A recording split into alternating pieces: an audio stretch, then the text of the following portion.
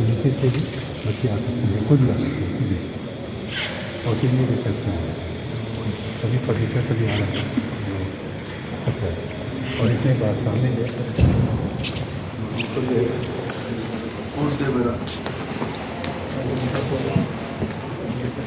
जो ही है वो जो है वो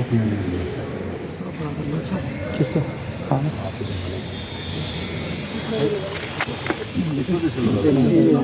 ये देखिए दूसरा मिट्टी डालना ठीक से बोलिए।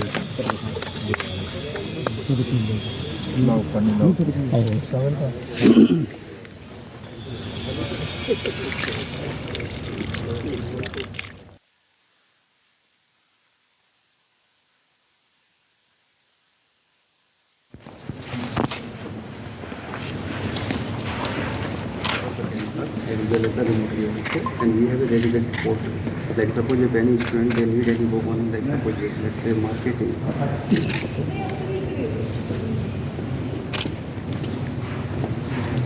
So these are the results.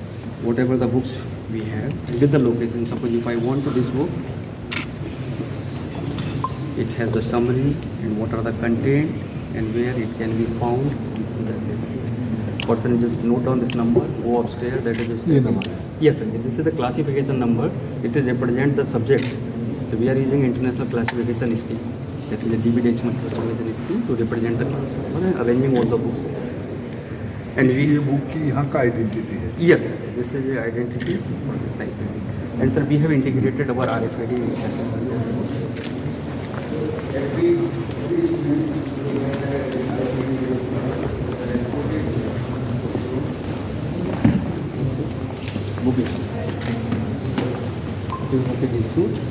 Now that person can go to that exit and it will not allow. In case there is any unauthorized transaction, there will be allow. बिना एंट्री के अगर वो बुक लेके जा रहा है Then sensor काम पकड़ लेगा।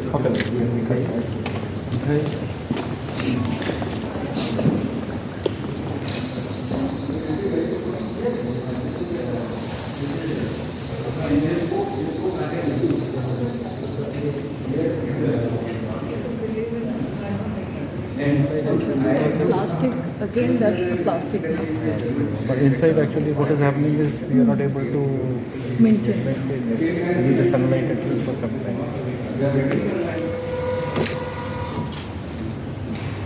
And here, student get the slip.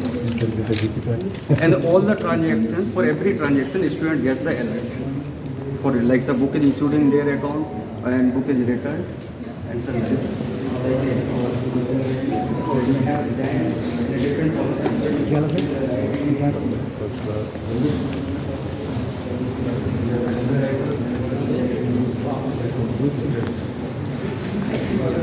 are subscribing more than 26 databases. क्योंकि बच्चे आज के दिनों में पढ़ेंगे तो ई बुक सर बिल्कुल सही बात है। वो उसके लिए सारे उसके बारे में क्या सोचे आप? सर हम उसको ऐड कर रहे हैं सर। नहीं वो तो कंटेंट मान लो आ ही जाएगा। Yes sir. आपकी एक सेंट्रल पोर्टल वगैरह कुछ में भी यस सर। पढ़ेंगे कैसे? Sir this complete connectivity is there. नहीं सर कह रहे हैं कि टैबलेट है हमारे पास और हम लोग जो है Kindle we have a plan in future we are going to buy the Kindle edition also. So like any student that they are issuing a book we can में जो नहीं है उन्हें उसको हम सब्सक्राइब करके उसको किंडल में हम डाल सकते हैं। उसके इंस्ट्रूमेंट रखो जो न्यूट्रल रहेगा। किंडल भी पढ़ेगा और नॉन किंडल वाला भी पढ़ेगा। यस वो ऐसा सिस्टम होनी चाहिए अपना लैपटॉप लेके आए या आपकी लाइब्रेरी की तो ये आगे चल के मेरे सुझाव रहेगा ये कूल रीडिंग प्लेस होनी चाहिए और उससे ज़्यादा कुछ नहीं। बाकी किताबें तो उसको अपना इंस्ट्रूमेंट लेकर कहीं भी बैठ सकता है। ये इतना बढ़िया होना चाहिए जैसे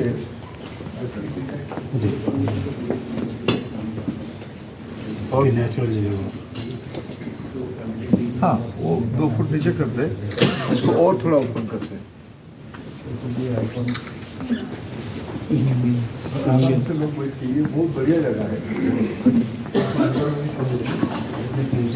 के लिए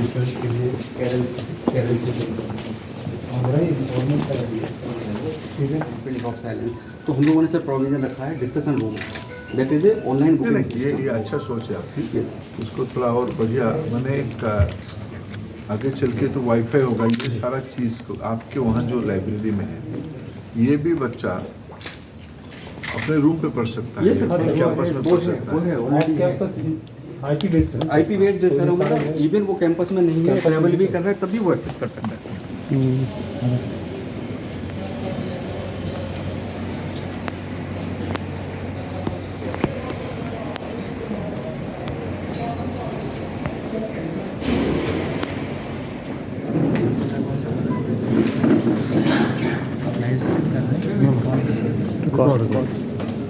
क्या करना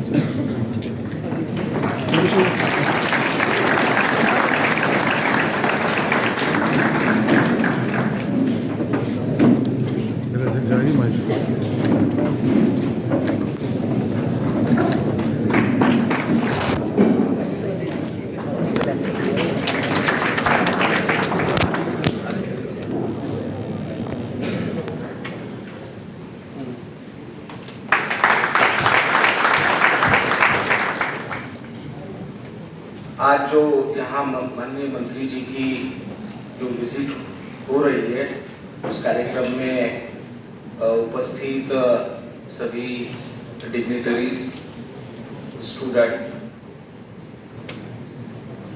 एक बहुत ही शॉर्ट विजिट माननीय मंत्री जी की हमारे इंस्टीट्यूट में आज हो रही है।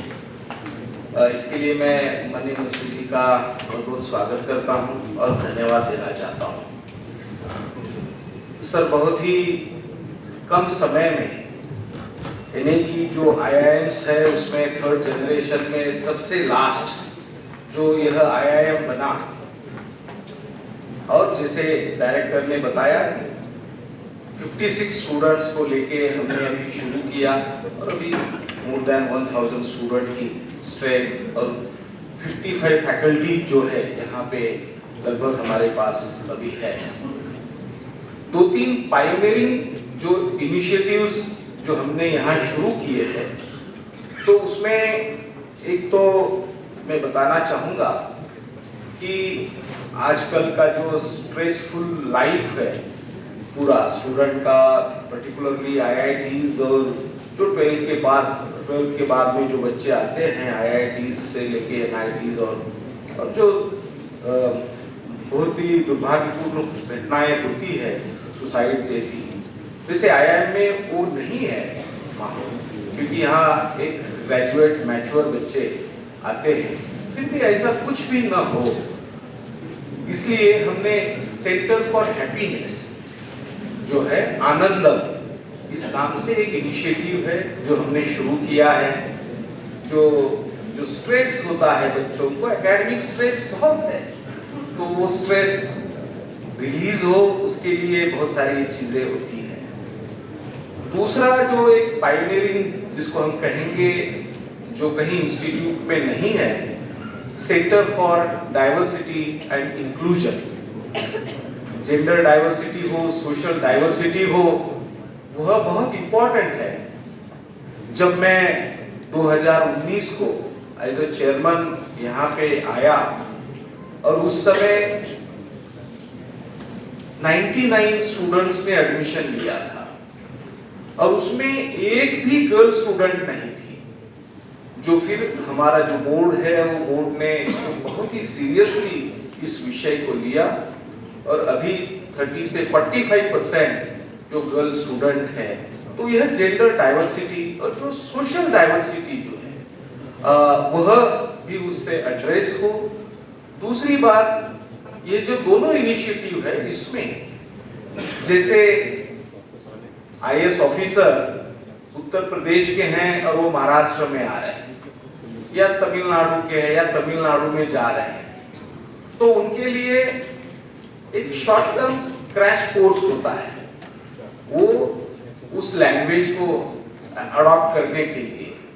तो इस टाइप के जो पूरे कैट से पूरे देश भर से बच्चे आते हैं, रूरल बैकग्राउंड से लेके शहर से लेके, कोई एकदम स्टीफन्स पे पढ़ा है तो कोई जिला परिषद के स्कूल में पढ़ा है, तो एक बच्चों में जो एक इंफीरियरिटी कॉम्प्लेक्स जो होता है वो कैसे दूर हो, तो उस टाइप के कुछ चीजें भी हम कोर्सेज जो है वहाँ हम यहाँ पे अवेलेबल कराएंगे, ताकि राइटिंग स्किल हो या कम्युनिकेशन स्किल हो और वह विषय में आ जाए। तो यह बेसिक्स चीजें जो है उससे उनका जो कॉन्फिडेंस लेवल है और बाकी बहुत सारी चीजें उससे हो जाएगी।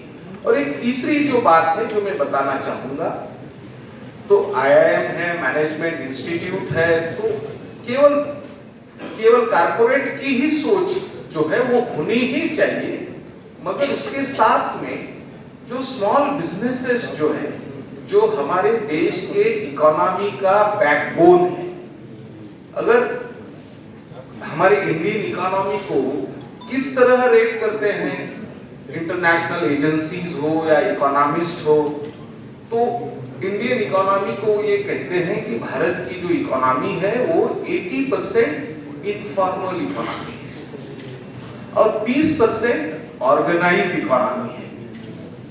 तो ये हमने तय किया कि विल बिकम अ पायोनियर, और उसके लिए centre for small business development वह भी हमने यहाँ पे सेटअप किया, ताकि हमारी ये कोशिश है कि जो स्मॉल बिजनेसेस है उनको हाउ टू ट्रांसफॉर्म जो अनऑर्गेनाइज्ड जिसको कहा जाता है, तो उसके लिए भी एक पायोनियरिंग काम माननीय मंत्री जी के मार्गदर्शन में यहाँ पे हो रहा है। तो यही जानकारी आप सभी के लिए देकर मैं आप सभी का बहुत बहुत आभार व्यक्त करता हूँ। धन्यवाद।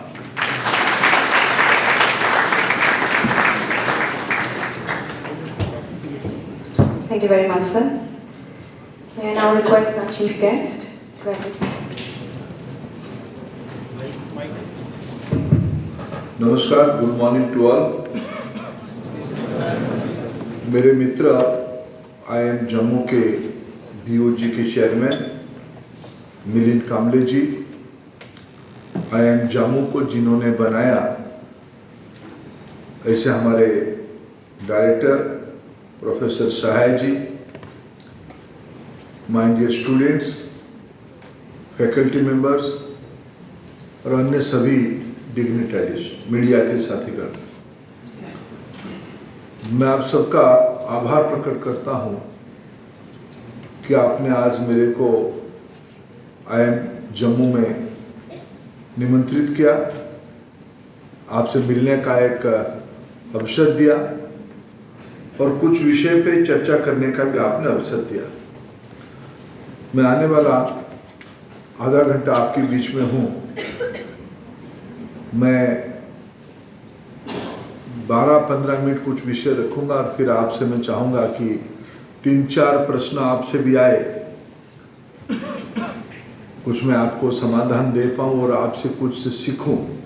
जब एक एकेडमिक इंस्टीट्यूट में आया हूँ, मैं भी स्टूडेंट हूँ और मैं आपसे ही कुछ सीख के जाऊँ, इस मोह से मैं यहाँ आया हूँ। और जब मैं केंद्र सरकार में शिक्षा डिपार्टमेंट में काम कर रहा हूँ, ऐसे में जो विषय कहूँगा ऐसे आपको जानकारी नहीं है ऐसा नहीं है, लेकिन एक मैनेजमेंट इंस्टीट्यूट में मूलतः क्या सिखाया जाता है, how to manage the thing. Manage तो माता वैष्णो देवी ही करते हैं,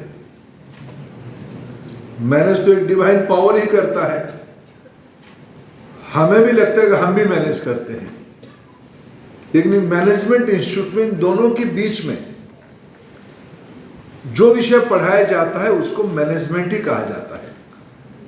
इसलिए ऐसे एक देश की प्रेस्टिजियस इंस्टीट्यूशन में मैं आके खुद को एनलाइटेड भी फील कर रहा हूं। इसलिए मैं कुछ प्रोस्पेक्टिव मैनेजमेंट को, मैं एक बड़ा विषय जुड़ा हुआ है डिसीजन के पहले और एक विषय जुड़ा हुआ है to analyze the situation and adopt a process. मैं एक पब्लिक पॉलिसी की प्रैक्टिशनर के नाते खुद को भी एक मैनेजमेंट की स्टूडेंट मानता हूं। कुछ विषय को अगर हम कोई एक चैलेंज को, कोई एक चुनौती को, कोई एक सिचुएशन को हमें सामना करना पड़ता है और उस स्थिति में हम लोग ये दिमाग में रहते उससे आगे कैसे बढ़ें। आगे बढ़ने के लिए कुछ प्रेस्क्राइब फार्मूला भी रहते हैं जो आपको आज इन दिनों में पढ़ाए भी जाते होंगे। कभी कभी ऐसे सिचुएशन आता है उस पढ़ाई भी काम नहीं देता है। अपने अनुभव, अपने तजुर्बा, और आप जिस उम्र में हो आपको जो कही गई है बचपन से, चींटी काटने से क्या करोगे, कोई मैनेजमेंट की कोर्स में है क्या? एक हम चलते चलते गड्ढा आएगा, गड्ढा को कैसे पार करना, या मैनेजमेंट में कहा गया है किताबों में उसको स्ट्रेट चलना है, इसीलिए गड्ढे के अंदर भी जाना फिर ऊपर चलना, या उसको काट के जाना। ये सारे विषय कुछ कुछ इस प्रैक्टिकल नॉलेज में भी हम लोग करते हैं। मित्रों, मैं मानता हूं सारा चीजों को एक प्रोसेस कहा जाता है। आज हम देश में प्रधानमंत्री नरेंद्र मोदी जी के नेतृत्व में मैं गवर्नेंस फिलोसॉफी आपके सामने शेयर करना चाहता हूं। ये कभी कभी IIM जैसे इंस्टीट्यूशन में इसकी स्टडी होनी चाहिए। क्या कारण रहा? हमें 2014 में पॉलिसी पैरालिसिस की ब्याज मिला था। विश्व की 5 फ्राजाइल 5 इकोनॉमी में हम थे। क्या कारण रहा होगा आज जब इस कालखंड में पिछले 10 साल हम पूरा कर रहे हैं, उसी 10 साल के अंदर हम दुनिया के नंबर 5 इकोनॉमी बने, और आने वाले चंद महीने में हम $4 ट्रिलियन की इकोनॉमी बनेंगे, और थोड़े दिनों में हम $5 ट्रिलियन की इकोनॉमी बनेंगे। बैंकों की क्या हालत था? आधे डजन बैंकों के CEO को जेल जाना पड़ा। पब्लिक सेक्टर यूनिट बैंकिंग क्या बड़े बड़ों के लिए है या प्रायोरिटी सेक्टर की लेंडिंग लेने वाले छोटे के लिए है? ये कभी डिबेट चल रहा था। आज वो सारे बैंकिंग सेक्टर प्रॉफिट करने लगे हैं। बैंकों को मैं इसलिए फाइनेंस अकाउंटिंग की विषय आप ज्यादा जानते हो। बैंक्स कभी रिस्क लेना नहीं चाहते थे। कौन छोटे लोगों को लोन दे, NPA हो जाएगा, उनके वसूली कौन करने के लिए, उनको जानकारी नहीं है, अकाउंटिंग जानकारी नहीं है, ऐसे एक धारणा था। आज प्रधानमंत्री नरेंद्र मोदी ने जनधन अकाउंट खोलने की एक मुहिम छेड़ी। अनबैंक्ड सेगमेंट आज बैंकिंग नेटवर्क में आ गया। मुद्रा योजना करके छोटी सी टाइनी योजना बनाई। आज लाखों करोड़ रुपया, 7 लाख करोड़ से ज्यादा उसमें इन्वेस्टमेंट हुआ है। बड़े बड़े लोग लोन दे के लेके तो भाग गए विदेश। सब आएंगे धीरे धीरे देश के अंदर, आना लाना ही पड़ेगा उनको, आएंगे ही, कानून ऐसे है। लेकिन छोटा व्यक्ति कभी लोन खिलाफ नहीं करता है। मोदी जी ने जो प्रोसेस अपनाया उसमें उन्होंने bottom of the pyramid approach को अपनाया। सबके लिए व्यवस्था करो, विकास सबके लिए करो, सबका विकास उन्होंने कहा। लोगों की नाराजगी किसमें होती थी? एक समय आया था, आप लोग जब और थोड़ा 7वीं 8वीं क्लास में पढ़ते होंगे, 2014 में आप क्या पढ़ते थे? क्या पढ़ते थे? 10th में ही थे, और भी छोटे होंगे। हाँ, 8 सच तो बताओ। 7, 8, 9, 10th तक आप पढ़ते थे। उस समय में आप लोगों ने, इस समय में आप लोगों ने, आपके मन में भी आता होगा, थोड़ा सुनते होंगे घर में चर्चा करते हुए, हम आखिर टैक्स क्यों दे? हम सब मिडिल क्लास फैमिली के बच्चे हैं, गरीब परिवार से बच्चे भी आते होंगे, सब टैक्स देते हैं। कभी कभी हमारी पेरेंट्स चर्चा करते हैं हम टैक्स क्यों दें, हमें क्या मिलता है? मित्रों, आज 9 साल 9.5 साल के बाद टैक्स की नेट बढ़ी है। टैक्स ज्यादा लोग दे रहे हैं, ज्यादा अमाउंट भी आ रहा है। क्या कारण रहा कि ये सब हो पाया? बैंक अकाउंट ज्यादा खुले, टैक्स की साइज बढ़ी, टैक्स की नेट बड़ी हुई। मैंने एक डिपार्टमेंट पहले चलाता था, दायित्व मेरे पास था पेट्रोलियम विभाग, वो बड़ा इंफ्रास्ट्रक्चर रिलेटेड डिपार्टमेंट था उसमें, लेकिन एक कमोडिटी था एलपीजी देने का, घरों में क्लीन कुकिंग फ्यूल देने की वो व्यवस्था थी उस डिपार्टमेंट के अंदर। हमने देखा कि देश के 50% लोगों के पास एलपीजी कनेक्शन है, और विशेष करके हार्नर्स के पास, गरीब तबके के पास एलपीजी है ही नहीं।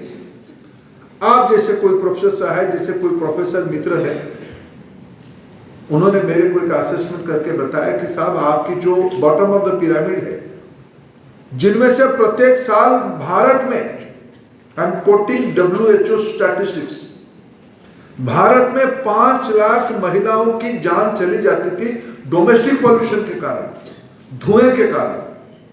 उसकी उत्तर है एलपीजी में। एलपीजी पहुंचेगा तो क्लीन कुकिंग फ्यूल होगा, खांसी दमा इस बीमारी से मुक्त होगा। तो इसके लिए क्या करना पड़ेगा? इसके लिए उन बॉटम ऑफ द पिरामिड को एड्रेस करना पड़ेगा। प्रधानमंत्री नरेंद्र मोदी जी ने उस अनरिचेबल लोगों तक प्रधानमंत्री उज्ज्वला योजना शुरू की। आज देश की लगभग 10 करोड़ ऐसे अपहुंच लोगों के पास, अनरिचेबल लोगों के पास महिलाओं के नाम पे प्रधानमंत्री उज्ज्वला योजना की कनेक्शन लग दिया गया है, सब्सिडी भी दिया जा रहा है। उसके कारण देश के 5 लाख लोगों की डेथ रेट घटी है। उन महिलाओं को ज्यादा समय मिला है, उनकी इकोनॉमिक जनरेशन हुई है, उन्होंने अपने बच्चों को ध्यान देने के लिए समय मिला, अपने ऊपर समय देने के लिए उनको ध्यान देने के लिए समय मिला। मित्रों, मोदी शासन की योजना में 4 करोड़ घरों में बिजली पहुंचाई गई। आप अनुमान करो, दिल्ली जैसे राष्ट्रीय राजधानी की 100 किलोमीटर के अंदर गांव थे जहां बिजली नहीं पहुंची थी आजादी का 75 साल तक। 12 करोड़ लोगों की घर में टॉयलेट बनाई गई। 3 करोड़ लोगों के घर में 1.5 लाख पर यूनिट खर्चा करके पक्का छत दिया गया, घर बनाया गया। मित्रों, सारे इकोनॉमिस्ट ये विषय को मानते हैं, जब बॉटम स्ट्रेंथ होगा, बॉटम ऑफ द पिरामिड मजबूत होगा, तब वो ढांचा पक्का होगा। इसलिए आजादी के 75 साल के अंदर कई सरकारें दिल्ली में थे, सबने अच्छे काम किए होंगे, मैं इनकी किसी को उंगली नहीं उठाता हूं, सबने अच्छे काम किए होंगे, सबने चिंता किया होगा। लेकिन प्रधानमंत्री मोदी का अप्रोच क्या रहा? अप्रोच रहा फर्स्ट एड्रेस द अनएड्रेसेबल। जिनकी कष्ट ज्यादा है, जिनके मन में विश्वास कम है, ऐसे लोगों को पहले चिंता करो। इसलिए उन्होंने फिलोसफी बना, सबका विकास कैसे होगा? सबको साथ लेते हुए होगा, सबका विश्वास पैदा करते हुए होगा। मैं अगर उसको आगे 2-3 उदाहरण आपके सामने दूंगा। मित्रों, टेक्नोलॉजी पहले किसकी पकड़ की विषय था? हाई एंड गैजेट्स टेक्नोलॉजी, ये पहले बड़े बड़ों का था, संपन्नों का था, एलिट का था, अफुलेंट लोगों का था। आज मोदी जी ने स्वनिधि करके एक स्कीम लाई, आप उसको पढ़ना जरूर, पढ़े होंगे तो उसको और गहराई से पढ़ना। वो केस स्टडी है। मैं सारे मैनेजमेंट साइंस के स्टूडेंट्स को एक चैलेंज देके जाता हूं। अब भारत सरकार के अनेकों स्कीम है, लेकिन मैं आपको एक सुझाव देता हूं, go to analyze Svanidhi as a case. PM ने लोगों को मालूम है ना कि सब गरीबों को मुफ्त देना चाहिए, बांट दो, बांटने से सशक्तिकरण होगा, ऐसे एक धारणा था। ये सोशलिस्टिक पैटर्न के अप्रोच है। सारा चीज मुफ्त में स्टेट की दायित्व है वंचित वर्गों को देने के लिए। मोदी जी ने थोड़ा उसमें से फर्क किया, सब वंचितों को देना है, लेकिन कुछ शर्त के साथ, कुछ डिसिप्लिन के साथ। उन्होंने क्या शर्त रखा कि सबको कम ब्याज रेट में, कम ब्याज में, लो इंटरेस्ट रेट में या जीरो इंटरेस्ट रेट में छोटे लोगों को माने जो रेडी पटरी वाले हैं, ठेला वाले हैं, छोटे किराना दुकान वाले हैं, सब्जी बेचने वाले हैं, ऐसे लोगों को लोन दिया जाएगा। लेकिन मान लो कोई सब्जी बिक्री करता है, उनको इन्होंने शर्त दिया, आपने जहां से सब्जी खरीदना उसको डिजिटल पेमेंट करना। लोगों को लगा यार कैसे वो सब्जी वाला जो किसान है वो कहाँ से डिजिटल, उसके पास कहाँ पोर्टल रहेगा, कहाँ ई बैंकिंग की सिस्टम रहेगी, कहाँ पे फोन रहेगा या फोन पे रहेगा। या उन्होंने दूसरा शर्त रखा कि जिसको बिक्री करोगे उसको डिजिटली बिक्री करोगे। मेरे को बताओ आप में से कितने लोग कैश बिक्री करते हो ना फोन पे पेमेंट करते हो? कितने लोग फोन पे क्या पेमेंट करते हो, कितने लोग कैश पे पेमेंट करते हो? हाथ उठाओ। सब फोन पे करते हो ना। आज आप देखना, आज टेस्ट करना, मेरे बात को थोड़ा मैं सही कह रहा हूं या गलत कह रहा हूं, मैं आपसे जानना चाहूंगा। मैं शाम तक हूं जम्मू में, आप आज जाना जम्मू की बाजार में, आप देखना, मैं अनुमान करके कहता हूं 50-60% लोग स्ट्रीट में जो है, बड़े दुकान को मैं नहीं कह रहा हूं, चाय वाला, ठेला वाला, ये भी आज अपना ट्रांजैक्शन डिजिटल मोड पे कर रहा है। आज दुनिया की 1 नंबर की डिजिटल ट्रांजैक्शन भारत में हो रहा है। दुनिया के जितने ट्रांजैक्शन हो रहे हैं उसकी लगभग 45% भारत में ही हो रहा है। ये पिछले 10 साल में हुई है। ये technology is no more a monopoly of elites. Technology is made for social welfare, सामाजिक न्याय की पहला शर्त है टेक्नोलॉजी। अच्छी चीज गरीब लोगों के लिए, बॉटम ऑफ द पिरामिड को अगर हम ध्यान देंगे तब जाके सोसाइटी ऊपर जाएगा। मित्रों, और एक मैं पॉलिसी के बारे में चर्चा करना चाहूंगा। मेरे को अच्छा लगा कि जब यहां चर्चा की शुरुआत प्रोफेसर शाह इंग्लिश में किए, हिंदी में किए।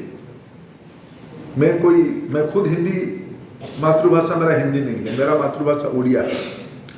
अभी देश में राष्ट्रीय शिक्षा नीति इंप्लीमेंट हो रहा है, एनईपी, जिसके बारे में अभी चर्चा की प्रोफेसर शाह और मेरे मित्र कामले जी ने।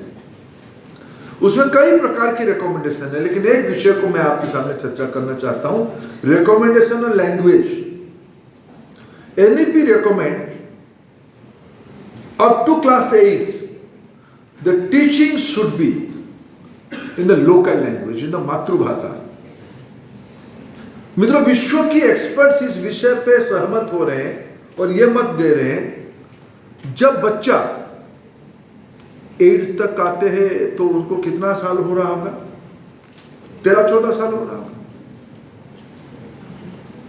ये कहते हैं कि जब तक उसको 8 साल हो जाती उसकी ब्रेन की 85% डेवलप हो जाता है। 3 से 8 के अंदर ये 5 साल में 80% व्यक्ति की और बच्चा की ब्रेन डेवलप हो जाता है। ये एक्सपर्ट्स कहते हैं, ये वैज्ञानिक कहते हैं कि बच्चा जिस भाषा को पहले सुनता है, हम सभी अलग अलग बैकग्राउंड के होंगे, हम सभी राज्य के हैं कि नहीं बच्चे? यहां सारी राज्य की हैं। आपने जब पहली बार एक शब्द सुना होगा अपने घर में, या 1-1.5 साल के अंदर जो पहला शब्द बोला होगा, जिस शब्द में वो बोला होगा और सुना होगा, अगर उसी भाषा में अगर वो क्लास 8 तक, मिनिमम क्लास 5 तक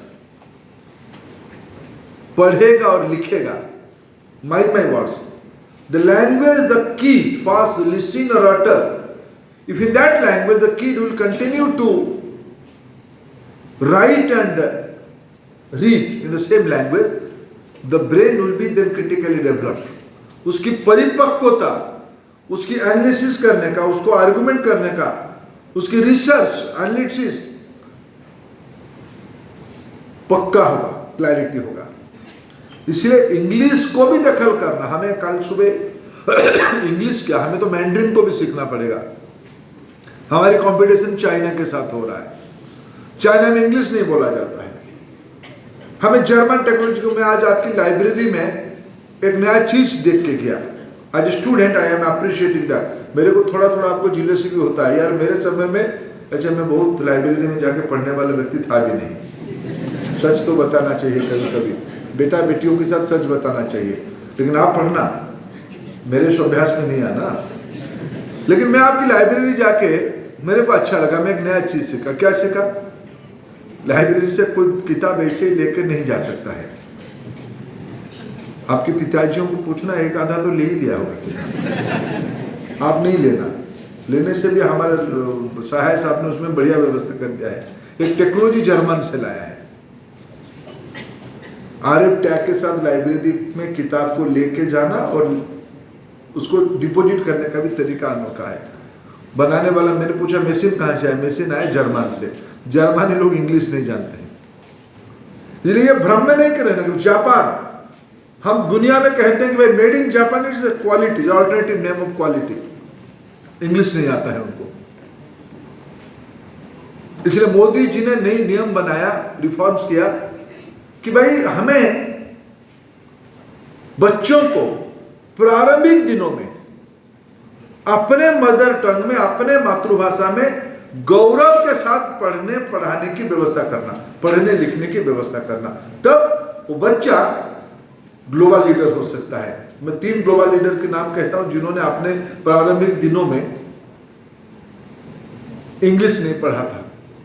एक का नाम है APJ अब्दुल कलाम, इंग्लिश नहीं पढ़े थे। मछुआरे की बेटा कहां इंग्लिश पढ़ने का मौका आएगा।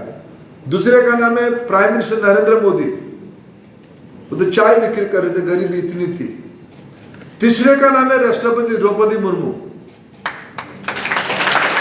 मैं उनके गांव गया, मैं प्राइम मिनिस्टर साहब के गांव में गया। द्रौपदी मुर्मू जी तो अपने प्रारंभिक जिंदगी में she is the first lady of her village to pass 10th, ऐसे गांव से आई है। इंग्लिश तो बहुत दूर की बात थी।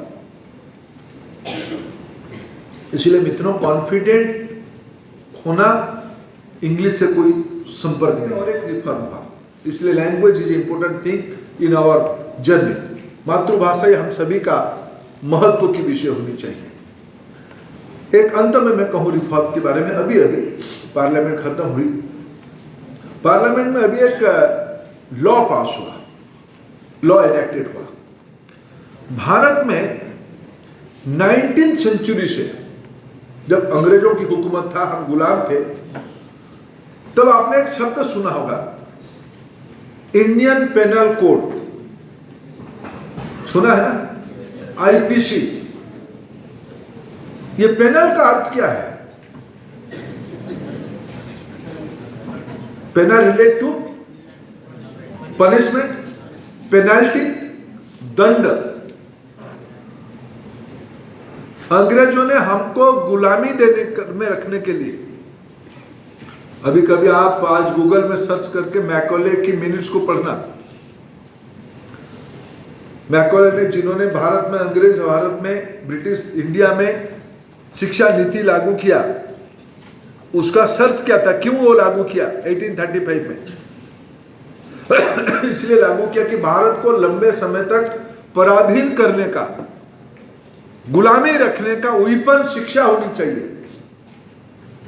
इसलिए उन्होंने मैकॉले पद्धति लागू किया। लंबे समय गुलामी के बाद उसी व्यवस्था ने हमारे ऊपर, हमें अख्तियार करने के लिए, पकड़ रखने के लिए हमारे ऊपर पेनल कोड लगाए थे, पनिशमेंट की कोड। देखो मित्रों, देश आजादी की अमृत महोत्सव बना लिया। हम आजादी की शतवार्षिक 2047 में मनाएंगे। इसलिए हमने विकसित भारत का, डेवलप कंट्री का टारगेट रखा। डेवलप कंट्री में कॉलोनियल रूल की लॉज नहीं चल सकते हैं, ये सिंबॉलिक होती है, आत्मस्वाभिमान नहीं बन पाएगा। इसलिए इस बार रिफॉर्म किया गया भारतीय न्याय संहिता। वहां दंड था, यहां न्याय मिलेगा। बात बहुत सूक्ष्म है। कॉलोनियल रूल में दंड की व्यवस्था था, आजाद भारत की नीति बनी, सबको न्याय दिया जाएगा। जो अन्याय खड़े हो तो दंड तो मिलेगा। इसलिए इस गवर्नमेंट की हमने जब कहते विकसित भारत होगा, मैं तो आपको सुझाव देने आए हैं।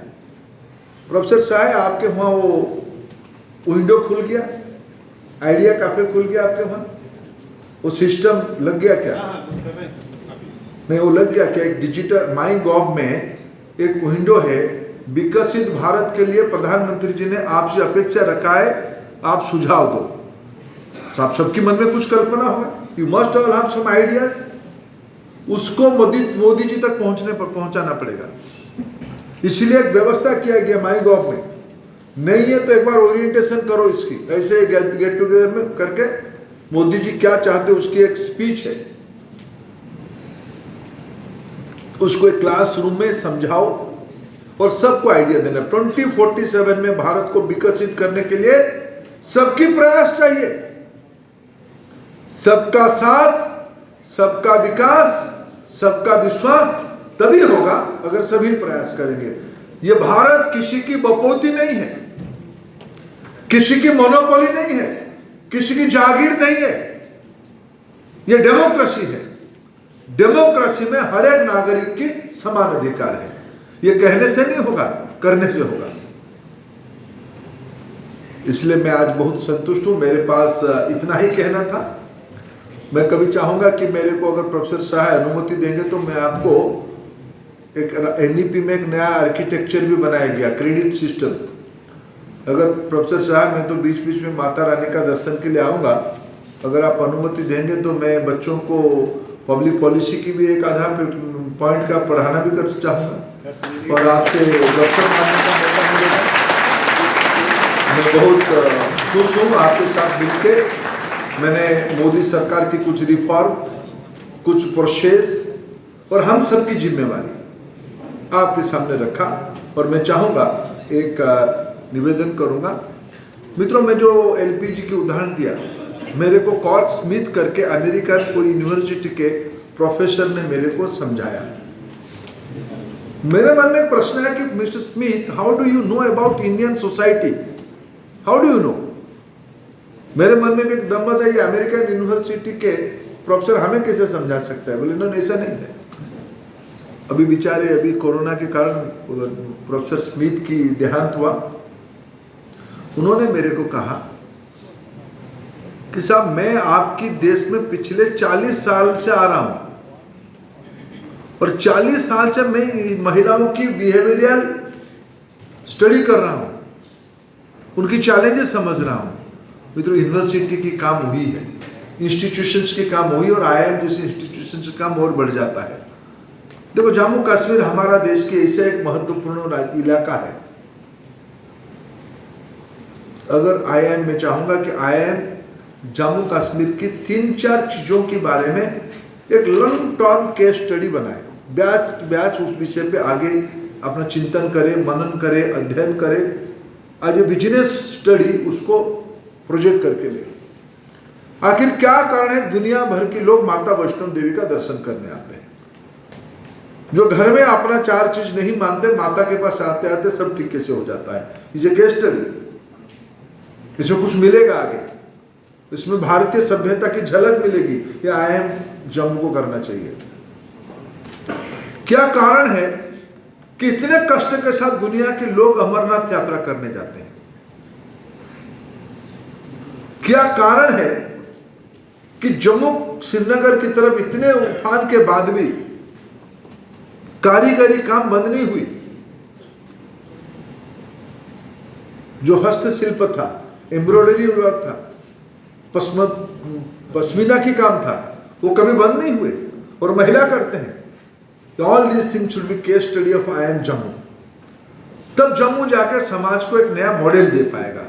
इसी अपेक्षा के साथ आप सब ने मेरे को मिलने का अवसर दिया। बहुत धन्यवाद। The Minister has very kindly agreed to interact with the students and faculty today. So if the students have any questions for him, now is the time. So Yash, can you? Yeah. So we only have time for 3 questions. So Yash, if you could hand over the mics. Good morning, sir. Sir मेरा question ये है कि एक काफ़ी economist एक middle income trap की बात करते हैं नॉर्मली, तो लाइक इंडिया का अभी $3 ट्रिलियन के अराउंड जीडीपी है और 2047 तक हम अराउंड $30 ट्रिलियन का टारगेट लेके चल रहे हैं। तो सर एक चीप लेबर का एडवांटेज होता है नॉर्मली जब कंट्री मिडिल इनकम में होती है, and the moment we cross that हमने पास में देखा है कि ब्राज़ील और मेक्सिको जैसी कंट्री ये इस ट्रैप में फंस गए थे, मिडिल इनकम ट्रैप में, तो उसके कारण सर वो एक कॉम्पिटिटिव एडवांटेज लूज हो जाता है, चीप लेबर का एडवांटेज। तो हमारे पॉलिसी मेकर्स इस चैलेंज को एड्रेस करने के लिए कैसे आगे बढ़ रहे हैं? 2047 का टारगेट अगर हम अचीव करें।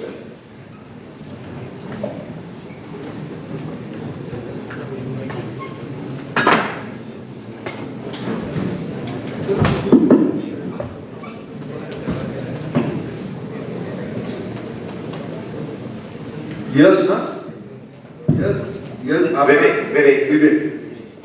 आपके प्रश्न बहुत ही पर्टिनेंट है। बैठा, इन्होंने बहुत बढ़िया प्रश्न पूछा कि आज हमारी 3 ट्रिलियन इकोनॉमी में हमारी वहाँ जो कॉस्ट ऑफ प्रोडक्शन है ये बहुत लो कॉस्ट है। जब हम 5 ट्रिलियन की ओर जाएंगे, जब हम 30 ट्रिलियन की साइज बनेगा हमारी 47 तक, हमारी कॉस्ट ऑफ प्रोडक्शन बढ़ेगी और फिर हमारी लो राउंड की क्या स्थिति होगी, ये एक प्राइमरी मोटा मोटी यही विषय है। ऐसा नहीं होगा। देखिए पिछले दिनों में जो हमारी अप्रोच रही है, देखो bottom of the pyramid approach की मूल शर्त क्या है? देखो भारत को किसी के साथ तुलना मत करो। पहला मेरा ये सब यंगस्टर्स को रहेगा, don't compare India with China, don't compare India with Europe, don't compare India with south American countries, क्योंकि बाकी दुनिया में ये सारा चीज होता किसके लिए? सारा चीजों की दुनिया में कहीं भी कुछ होता है, कंज्यूमरिज्म बढ़ता है या सोशलिज्म बढ़ता है या कुछ व्यवस्था बनता है, उसकी व्यवस्था के मूल में व्यक्ति रहता है। भारत में जन्मा हुआ व्यक्ति की जो जिंदगी का शर्त है दुनिया की बाकी लोगों की जीने की शर्त से भिन्न है। ये कोई अहंकार की बात नहीं कह रहा हूं मैं, कभी उसको कोई सुपरियरिटी कॉम्प्लेक्स में नहीं कह रहा। हमारी सभ्यता में शुरू से में कहा गया कि वसुधैव कुटुंबकम। मेरे को किसी गांव की महिला ने एक बार समझाया, मैं बैठा था, वो अपने पोता को कुछ समझा रहा था, मैं सुन रहा था। वो कहानी क्या था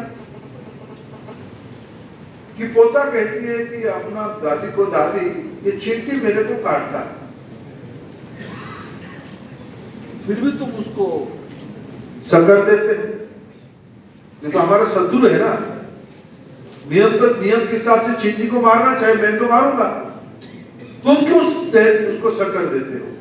तो दादी कहती है कि बेटा उसकी धर्म है तुमको काटना, हमारे धर्म में है उनको चींटी देना, उसी के नाम है वसुधैव कुटुंबकम। हमने दुनिया के बारे में सदियों से सोचा है, इसीलिए जब एक डेवलप्ड इकोनॉमी हम बनेंगे तब हम, देखो टेक्नोलॉजी में हम लोगों को सिद्धार्थ एक फिर एक उदाहरण दूंगा। आपकी कोई मित्र अमेरिका में रहा होगा, रहता होगा, परिवार की कोई व्यक्ति रहता होगा, उसको पूछिए जब वो आपको फोन करता होगा जल्दी फोन काटता होगा क्योंकि उसको फीस ज्यादा लगता है, चार्जेस उसकी महंगा है। आप जब करते हो कि आप ज्यादा समय बोलते हो क्योंकि आपके वहां चार्जेस सस्ता है, डाटा की टाइमिंग उनके वहां महंगा है, मेरे वहां सस्ता है। हम अपना ऐसे ही रचना बना रहे हैं। क्यों मोदी जी ने 6G की एडवांस प्लानिंग कर रहे हैं? क्यों मोदी जी हर एक गांव तक इंटरनेट कनेक्टिविटी की बात कर रहे हैं? क्यों आज हम कैसे ही पिछले 5-6 साल में डिजिटल पब्लिक इंफ्रास्ट्रक्चर में नंबर 1 देश हो गए? अमेरिका में डायरेक्ट पेमेंट डीबीटी सिस्टम नहीं है, डायरेक्ट बेनिफिट सिस्टम नहीं है, हमारे वहां घर घर तक क्यों पहुंच गई है? कैसे पहुंच गई है? हमारी अप्रोच में हमने बॉटम को प्राइमरी में रखा है। ये चैलेंजेस आएगा, लेकिन हमारे देश की जो डाइवर्सिटी हमारी देश की जो इंटरनल मार्केट साइज है, हमने जो मार्केट के लिए बनाएंगे, दुनिया की 2-3 एडवांटेज हमारे पास ऑलरेडी। आने वाले 25-30 साल तक दुनिया के सबसे मेहनतकश लोग भारत के रहेंगे due to our age. Bharat की इंटेलेक्चुअल कैपेसिटी की कोई तुलना नहीं, ये अन्य देशों की तुलना में हमारी एडवांटेज रहेगा। विशेष करके सर्विस इंडस्ट्री में पहले ब्रेन की बात कहा जाता था, अभी ब्रेन बैंक की बात कहा जाता है। 4 साल पहले वर्क फ्रॉम होम की कंसेप्ट नहीं था। कोरोना की क्राइसिस ने हम सभी को वर्क फ्रॉम होम की रियलिटी समझा दिया। डिफरेंट टाइम जोन में भारत में बैठ के, जम्मू में बैठ के भी काम करने की अवसर हमको मिलेगा, 24 घंटा काम करने का अवसर मिलेगा। इसलिए भारत की जो कॉम्पिटिटिवनेस आने वाले 25-30 साल तक रहेगा, 50 साल तक रहेगा, और मैं आगे भी रहेगा। इसलिए मानता हूं कि भारत बाय डीएनए की इनोवेटिव देश है। हमें अपना नेचुरल रिसोर्स, हमें अपना इंटेलेक्चुअल कैपेसिटी, हमें अपना डेमोग्राफिक डिविडेंड और हमारी डाइवर्सिटी, ये सबको लिवरेज करते हुए हम अपना गाड़ी चलाएंगे। मैं उसकी स्पष्टता दिख पा रहा हूं।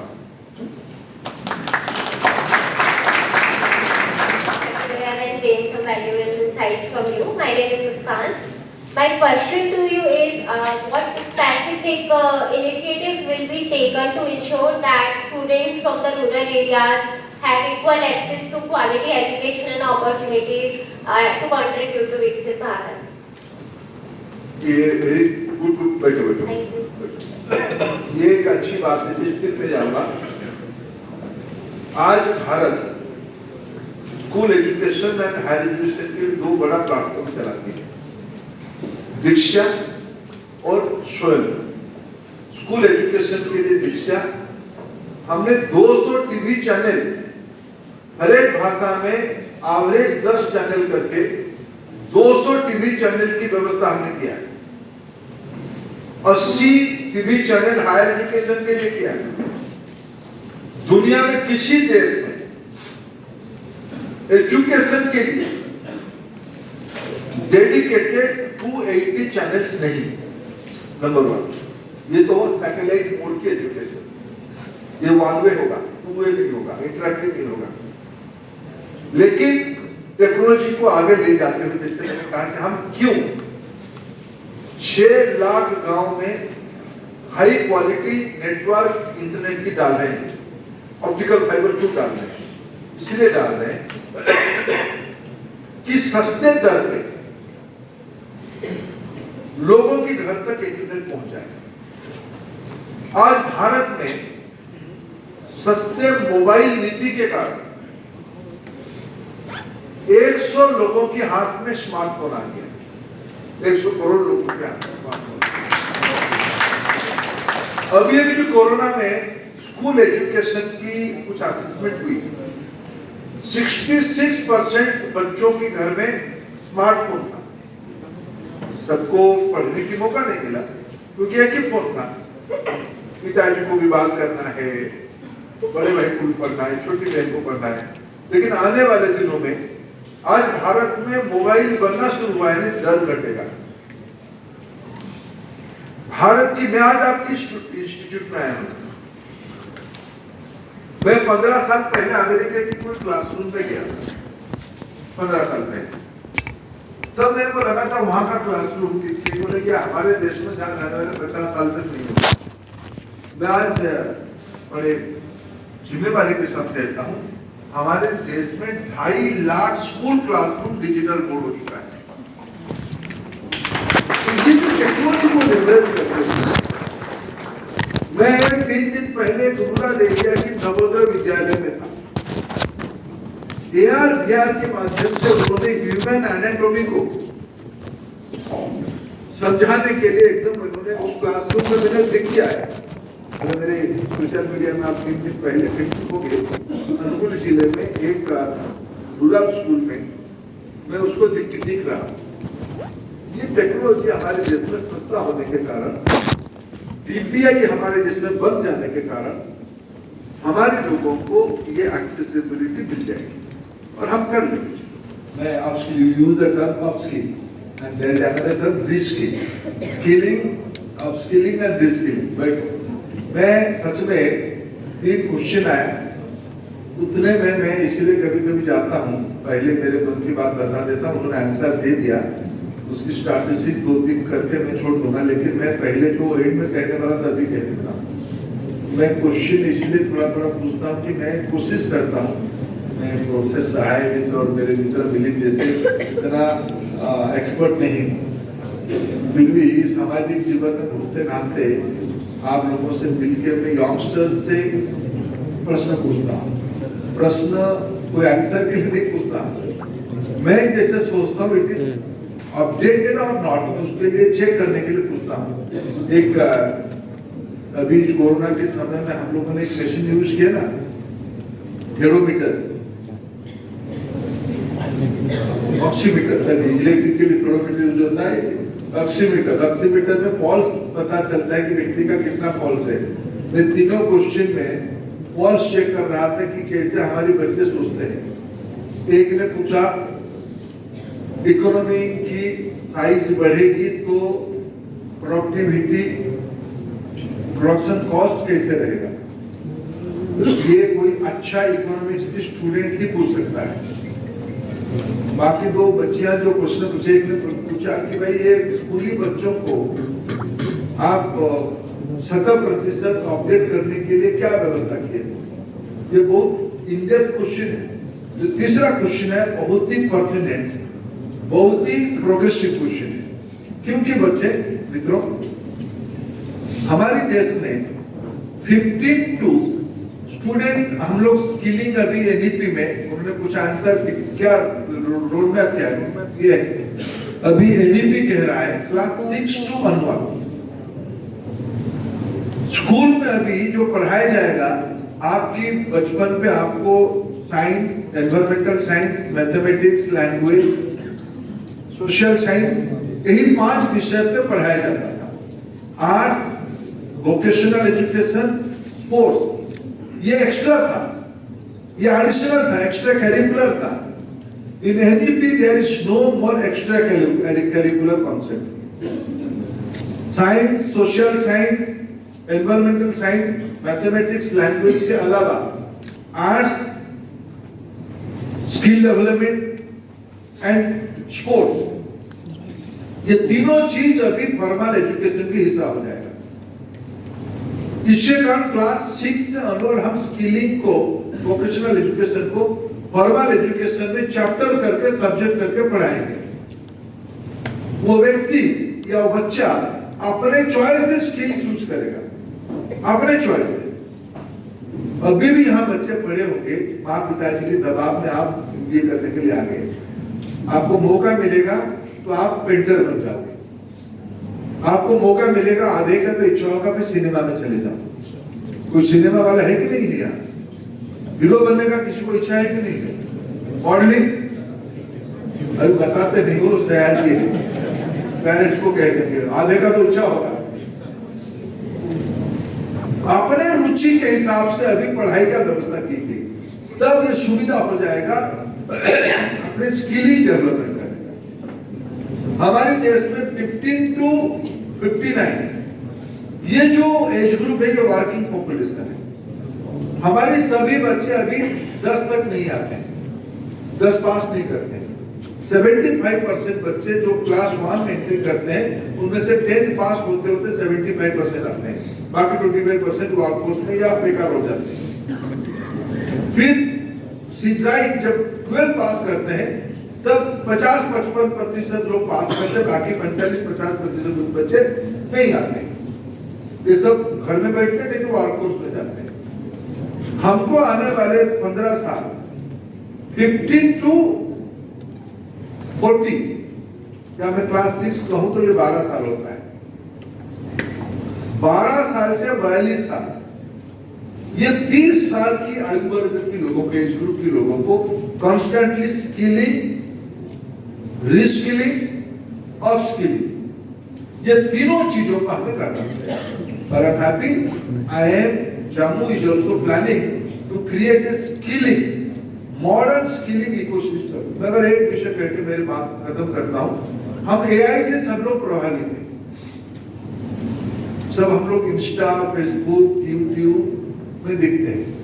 मैं नहीं पूछूंगा आपने क्या देखते हो, पूछो क्या आपको, नहीं पूछूंगा, आप देखो, लेकिन आप सब AI से जुड़ते हो।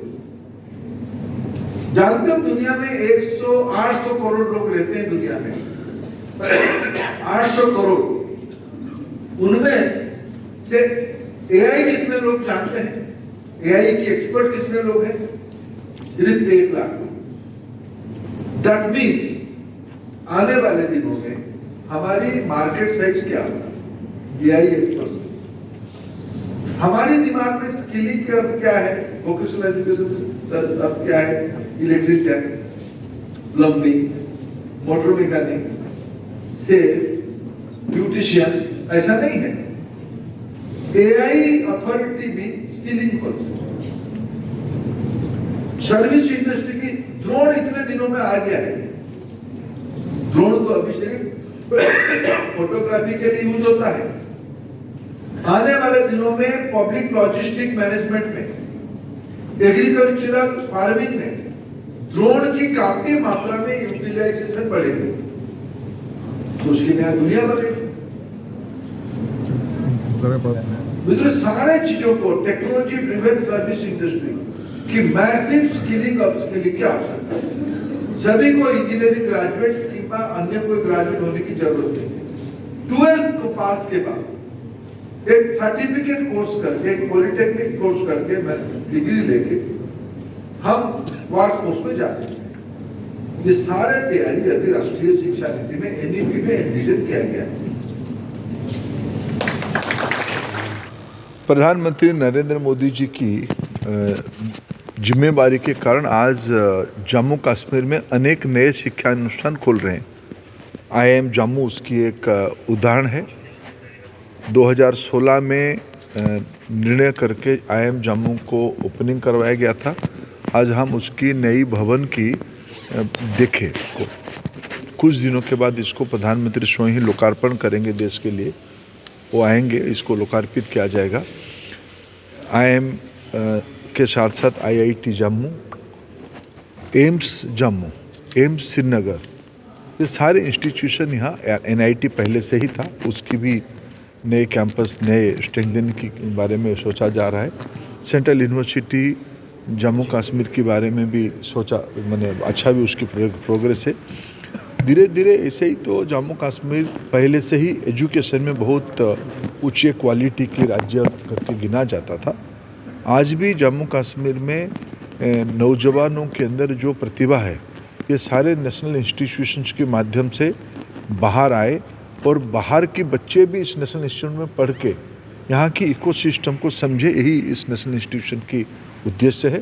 IIM जम्मू बहुत अच्छा क्वालिटेटिव इम्प्रूवमेंट किया है। मैंने उनको आज सुझाव दिया है, आने वाले दिनों में इस राज्य की जो विरासत है, माता वैष्णो देवी की श्राइन हो या अमरनाथ श्री जी की यात्रा हो या श्रीनगर की बागवानी हो या वहाँ की जो कारीगरी की काम हो, इस सारा विषय में एक इन-डेप्थ रिसर्च और फ्यूचरिस्टिक एनालिसिस बने। IIM जैसे इंस्टीट्यूशन उसकी जिम्मेवारी लेना चाहिए। आज के बच्चे बहुत आगे का सोचते हैं और विकसित भारत कैसे होगा, प्रधानमंत्री जी ने बच्चों से सुझाव मांगा है। नई पीढ़ी के लोग उस सुझाव को देने वाले हैं। सही।